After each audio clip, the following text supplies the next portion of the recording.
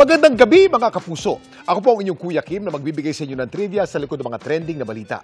Ngayong pista ng Jesus Nazareno, alamin natin ang kasaysayan ng isa ngayon sa pinakamalaking pagtitipon ng mga mananampalataya sa bansa.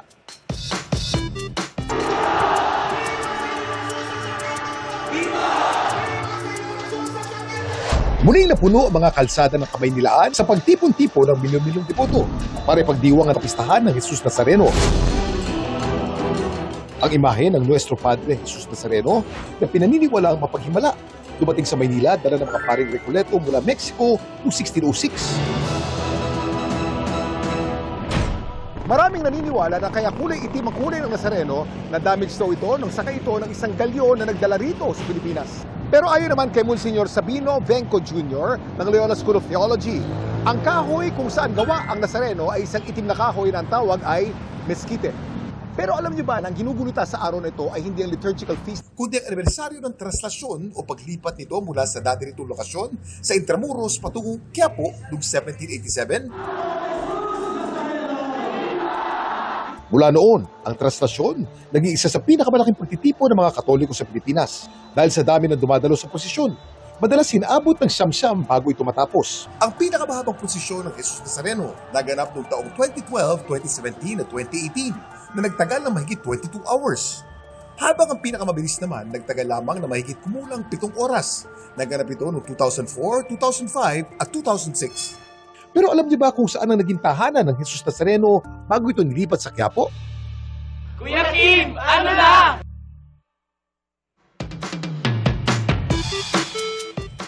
Ito ang Iglesia de San Nicolas de Tolentino sa Calle Cabildo sa Intramuros. Itong nagsilbing tahanan ng headquarters sa asya ng Augustinian Recollect Order. Itong nagsilbing tahanan ng Jesus Nazareno mula 1608 hanggang sa nilipat ito sa Quiapo noong 1787. Ang makasaysayang simbahan nasira noong Second World War. Taong 1959 naman, nang tuluyan itong dinimolish. Samantala, para malaman ang trivia sa likod ng viral na balita, i-post o i-comment lang, #Kuya Kim. Ano na? Laging tandaan, importante ang may alam. Ako po si Kuya Kim at sagot ko kayo 24 oras. Inanunsyo na ng COMELEC ang areas of concern sa darating na eleksyon sa Mayo, kung saan-saan mas magbabantay ang mga otoridad dahil sa seryosong banta sa seguridad. Alamin sa pagtutok ni Sandra Aguinaldo.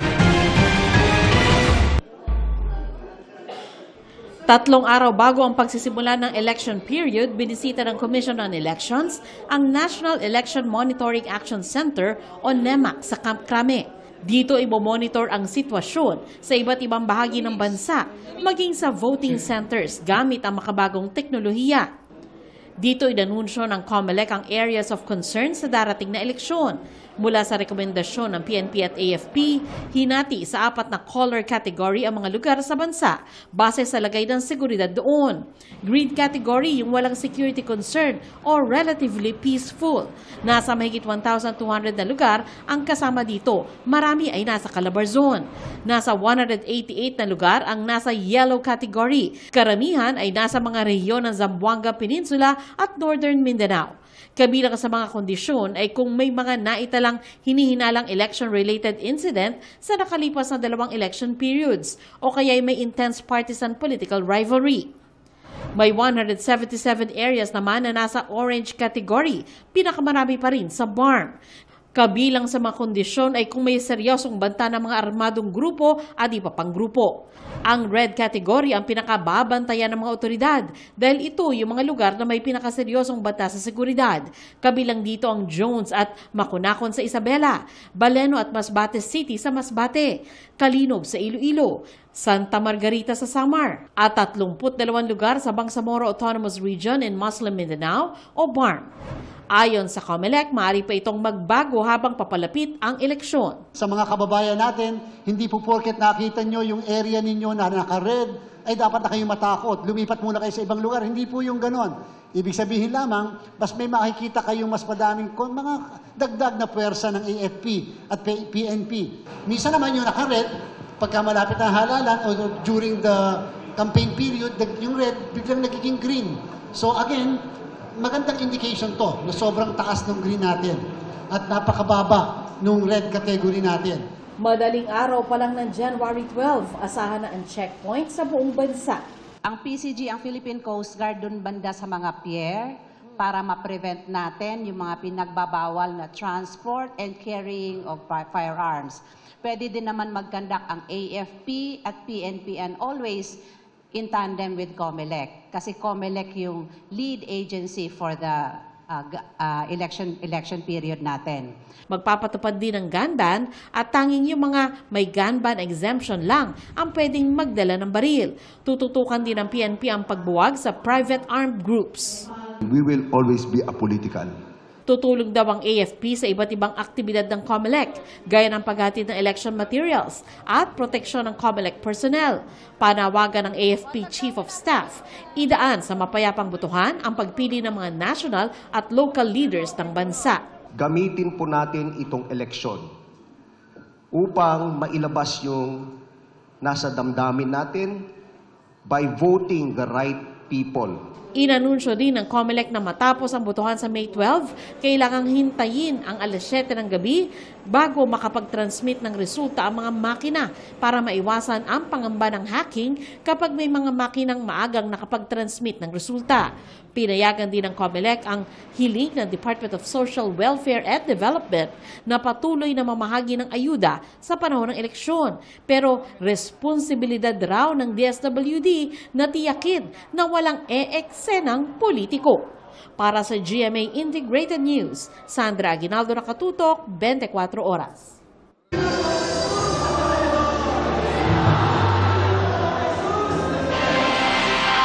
Wala ring nakapigil sa debosyon maging ng ilang debotong hindi nakasama sa aktwal na traslasyon.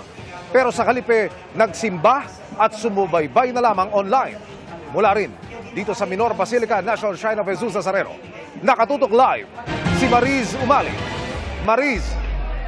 Emil, buhay na buhay ang debosyon ng mga mananampalataya rito sa Minor Basilica and National Shrine of Jesus Nazareno na lumuwas pa mula sa iba't ibang panig ng bansa para makipista rito sa Quiapo. At hanggang sa mga oras na ito, Emil, ay tuloy-tuloy ang dating ng mga deboto para magsimba sa Quiapo Church. At dito naman po sa may Quezon Boulevard ay napakarami na pong mga deboto na nag-aabang para sa muling pagdaan dito ng andas ng pong Jesus Nazareno pabalik sa loob ng simbahan ng Quiapo. Nakasaklay man o naka-wheelchair, hindi napigilan ng mga debotong ito na suungin ang siksikan ng mga deboto sa nag-iisang entrada papasok sa Quiapo Church, ang Villalobos Street. Si Jeric Bitbit pa, ang 2 taong gulang na anak na si Jaime Nino mula Bulacan, para humiling at magpasalamat daw sa poong Jesus Nazareno. Kasi kinukumbulsyon po siya lagi pag nilalagnat. Pangatlong kumbulsyon na po niya, palagi po siya na hospital. Kaya sinabi ko po kay Poong Nazareno na palagi po siyang gabayan at pagalingin po. Hindi rin hadlang sa pananampalataya at debosyon para sa ilan na hindi nakasama sa prosesyon. Si Lance nag-init na ang kanyang cellphone sa pagsubaybay sa traslasyon online. Inabangan ko po yung paglabas ng mahal na senior sa Quirino. Pagising ko po ng 8 a.m., nag-iinit na siya ng sobra. 8 a.m. po, nagising po ako. Lumabas po ako ng bahay, dala ko po yung cellphone ko habang nanonood pa din. Hindi raw talaga maiwasan ang may mga aksidente sa sidhi ng pagnanais ng ilan na makasampa o makalapit man lang sa andas. May ilan namang nahimatay sa init, gaya ng ginang na ito na agad namang kinarga at isinakay sa wheelchair. Marami pang nasugatan sa paa matapos masalubsob dahil nakayapak. Kaya maraming deboto rito sa Quiapo piniling magsimba na lang sa halip na sumama sa traslasyon. Pero kahit sa gitna ng relihiyosong pagtitipon, may nalulusutan pa rin ng mga masasamang loob. Gaya ni Randy na nawala ng bag matapos daw idaan sa mobile scan trailer. Nung kunin na namin yung bag, wala na yung bag ko, yung sa anak ko na lang nandun. Nakita nung nagbabantay, may babae raw kumuha ng bag ko. Kaya idinaan na muna sa manual na pagkakapkap ang security check. Sa sobrang dami na nagsasalang sa x-ray machine, nagkakapalit-palit na yung mga bag nila. May possibility na may sumabay na mananamantala doon at dinampot yung bag na hindi kanila. Emil, sa mga sandaling ito ay nagaganap na ang ika-29th Fiesta Mass dito sa Quiapo Church. Hanggang 33 na masses lahat yan, no? Sumisimbolo ng 33 taon ni Jesucristo sa daigdig. So hanggang 11 p.m. yan. Or kung madelay man yung pagbalik ng andas, ay medyo mag-a-adjust din yung mga misa. Samantala, hindi naman daw po sa traslasyon o sa prosesyon at sa pista ng Poong Nazareno natatapos ang ating debosyon at pananampalataya. Sabi nga po ni Quiapo Church Rector Father June Sescon, we are the living replica of Jesus Nazareno. Ibig sabihin ay tuloy ang ating pagmimisyon para ipadama sa ating kapwa ang mga biyayang ating natatanggap at ang mga pagbabagong nagaganap sa ating buhay. At yun ang pinaksariang balita mula rito sa kinaroroonan ko dito pa rin sa may Quiapo Church. Balik sa Emil. Maraming salamat, Mariz Umali. Para masolusyonan ang matinding traffic sa EDSA, target ng gobyerno na isailalim ito sa rehabilitasyon simula ngayong taon. Hati ang opinyon dyan ng mga motorista at mga commuter. At nakatutok si Marisol Abduraman. Kakibot na marahil lang salitang traffic ang EDSA. Kahit anong oras ka kasi dumaan dito, traffic ang aabutin mo. Kaya nga raw nauso ang linyang si EDSA lang may forever dahil sa tila wala ng katapusang traffic. Sa pag-aaral nga ng JICA o Japan International Cooperation Agency, lumabas na mahigit 3.5 billion pesos ang nawawala sa ekonomiya ng bansa dahil sa traffic congestion. Perwisyo rin ito sa mga commuter dahil sa lubak-lubak na kalsada. Kasi sa ngayon, dumaan ka sa EDSA, kung minsan nahihirapan ka mag-text sa kakakalbog ng sasakyan. Kaya panahon na raw na ayusin ito. Ayon na rin daw sa kagustuhan ng Pangulo. Ang gusto ni Presidente, dapat we have to improve actually yung riding quality of EDSA. We will rehabilitate the entire EDSA starting 2025. I think it's about time that we need to rehabilitate EDSA once and for all. May habang mahigit 20 kilometro ang EDSA o Epifanio de los Santos Avenue at tumatagos sa 6 na lungsod ng Metro Manila mula Caloocan hanggang Pasay. Dahil main artery ng Kamaynilaan, ayon sa MMDA, bumabaybay dito ang mahigit 460,000 na sasakyan kada araw. Sabi ng MMDA, ang average travel speed sa EDSA ay nasa 21 kilometers per hour. Kaya nga pag may nangyaring aksidente rito, pihadong traffic ang resulta nito. E paano pa kaya kung magkaroon ng konstruksyon? Kung gagawin po yan ay sigurado magkakaroon ng heavy traffic dyan. Ano? So we're expecting na mas marami ngayon ang sasakay sa MRT3. No? Dahil ang MRT3 ay hindi naman masyadong maapektuhan nitong rehabilitation. Ang ilang driver, pabor sa rehabilitasyon. Kasi ang daming umiyak na pasahero dahil putol-putol ang biyahe, mas mapalaki ang consume sa oras. Pero ang iba may agam-agam. May naman po yun, kaya lang sa ibang ruta rin po magkakaroon po ng traffic. Kasi iiwas po sa EDSA. Siyempre, saan po pupunta yung ibang sasakyan kundi po sa ibang ruta rin po. Magkakaroon ng mahabang traffic po yan. Dahil siyempre, para sa pasukan na po ngayon, tapos marami po sasakyan.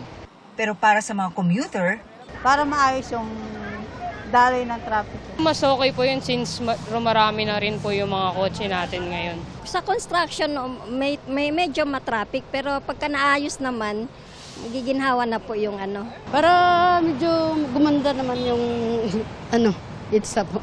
Sa ngayon ba, medyo pangit-pangit? Pangit na ito, opo. Medyo luma na po. Pero sa iba, tila may kondisyon, gaya na lamang ng estudyanteng ito. For example po, bakasyon po.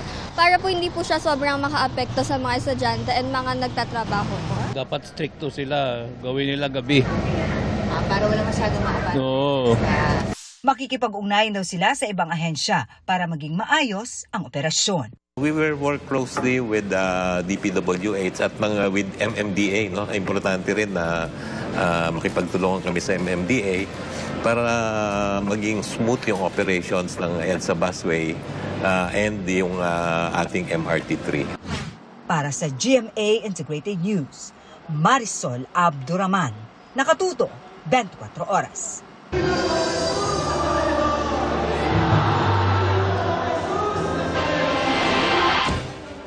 Sa 10 punto ng traslasyon na balahaw ang andas matapos tumama sa gilid po ng bangketa. Naputol din ang lubid nito na kinakagat po ng ilan para makakuha ng hibla. Nakatutok live si Chino Gaston. Chino. Emil, nasa may bandang Bilibid Viejo na ang andas ng Buong Jesus Nazareno at hanggang ngayon wala pa ring palatandaang nababawasan na ang dami ng mga debotong pumapalibot dito. Pasado 1:00 ng hapon nang marating ng andas ng Jesus Nazareno ang panulukan ng Fraternal at Arlegui Street kung saan sinamantala ng ilan ang masikip na kalsada para makasampa sa andas. May mga humahawak sa tuktok ng andas mula sa bubong ng mga bahay o ginawang tulay ang mga kapwa deboto para makakapit sa nakalitaw na bahagi ng krus ng Nazareno.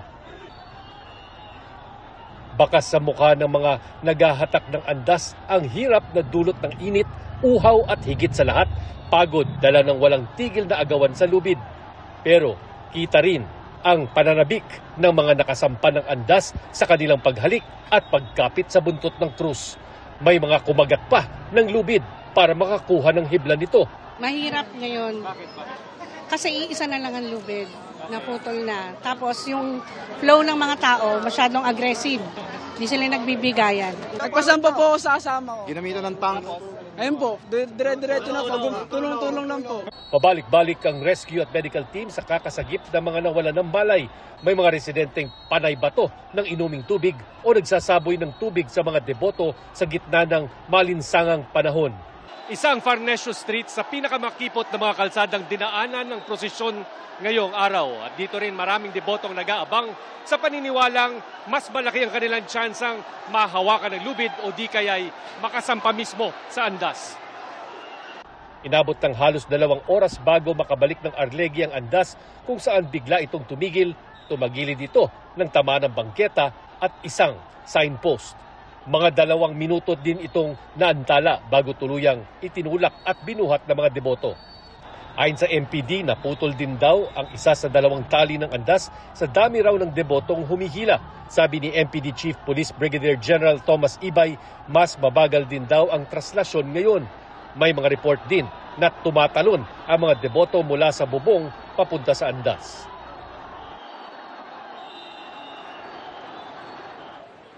Emil, at dahil nga sa pananabik ng mga deboto na mahawakan ang lubid ng andas, ayon sa Manila Police District ay naputol na ang 2 lubid nito at sa ngayon ay tulak-tulak na lang ito ng mga deboto pabalik ng Quiapo Church. Emil. Maraming salamat, Chino Gaston. Taon-taong napupuno ang mga kalsada sa Maynila ng dagat na mga debotong nakikiisa sa traslasyon ng Poong Jesus Nazareno. Ang ganyang tagpo, nakunan din sa pista. Ngayong 2025, nakatutok si Rafi Tima. Ganito kalawak ang dagat ng tao sa traslasyon ng Poong Nazareno. Sa drone video na ito ng Manila Police District, pati ng Manila Public Information Office. Mga palalaki o babae, tulong-tulong ang mga deboto para makaabot ng mga kapwa-deboto sa mismong andas. Ito na marahil ang pinakamahirap na bahagi ng traslasyon, pero isang bagay na pinakaaabangan ng mga deboto.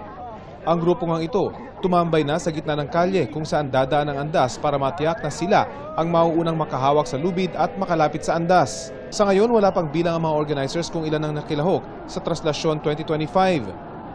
Ayon sa GMA News Research, mula 2016 hanggang 2018, naglalaro sa mahigit 1 milyon ang dami ng mga debotong nakiisa sa araw ng kapistahan ng Poong Jesus Nazareno sa Maynila.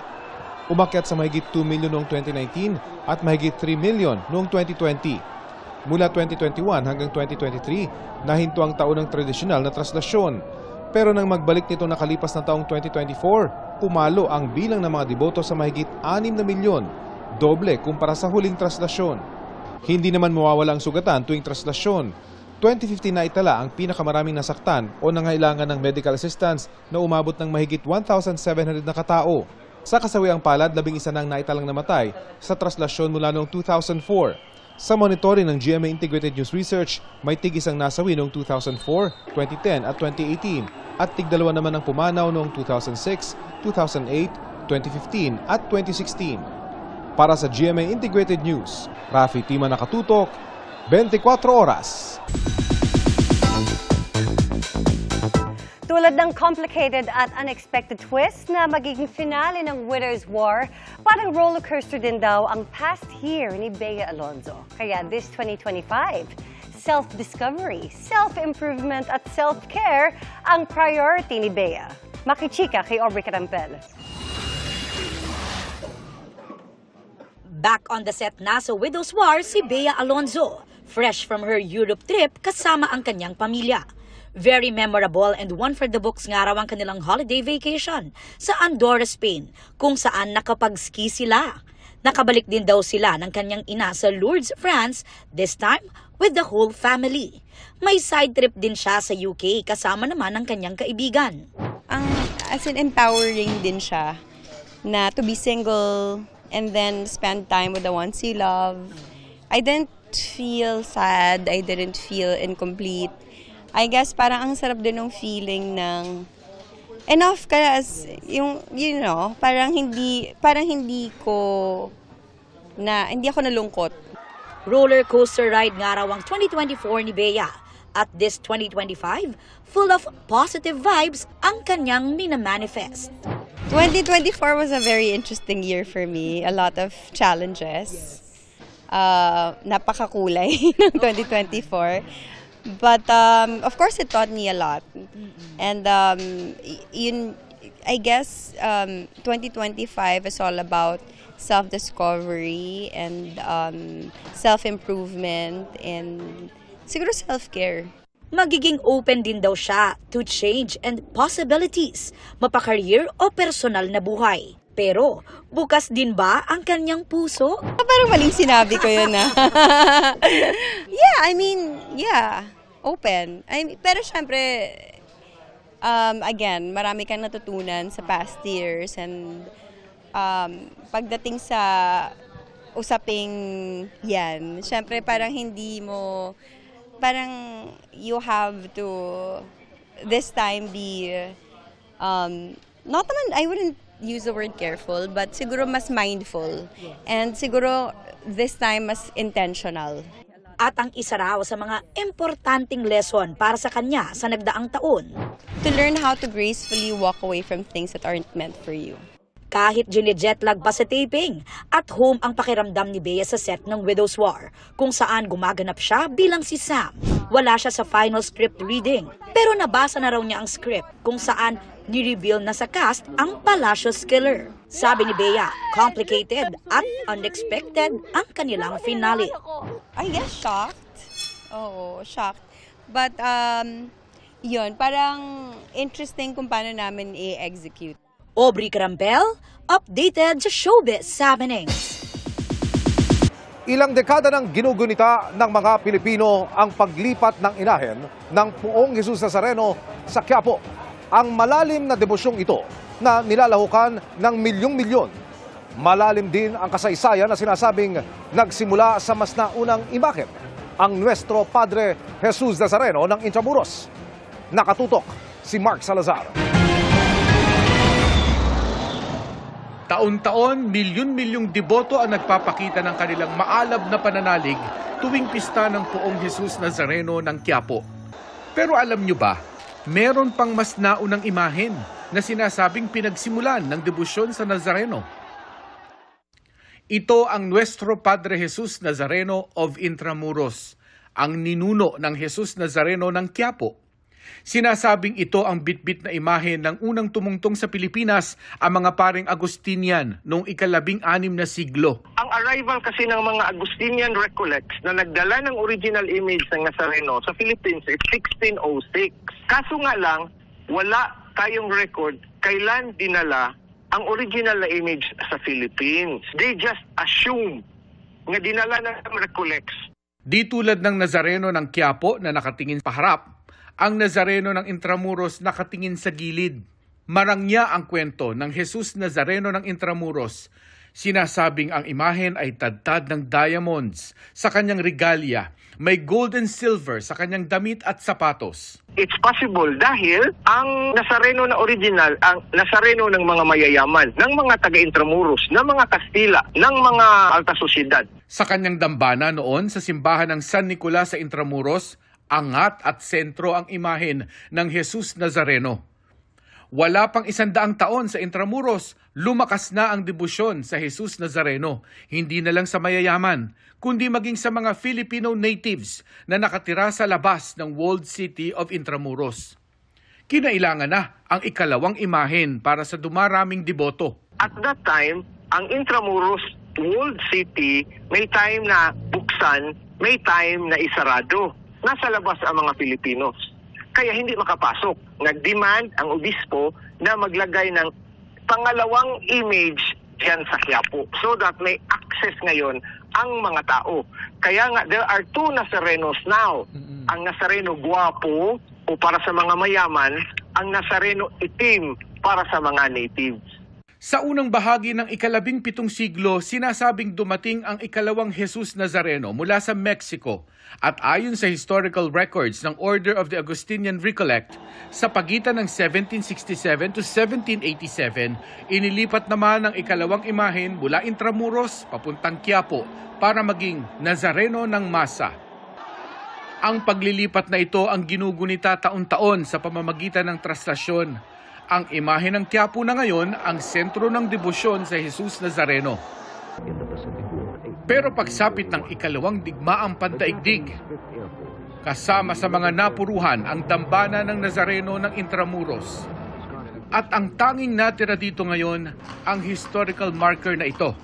Nagsasaad kung paano tinapos ng World War II ang kwento ng unang Nazareno. When the Americans bombed it, talagang sirang-sira lahat. So wala nang nakita, walang nakuha. That was February 1945. So nasira yung simbahan, nawala na ang kofradiya doon, lipat na sila ngayon, lahat sa Quiapo. Ang tinatawag na Nazareno ng Masa sa Quiapo ay mas naging tanyag at mas nakapagpalawak pa ng debosyon sa Nuestro Padre Jesus Nazareno. Para sa GMA Integrated News, Mark Salazar, nakatutok 24 oras.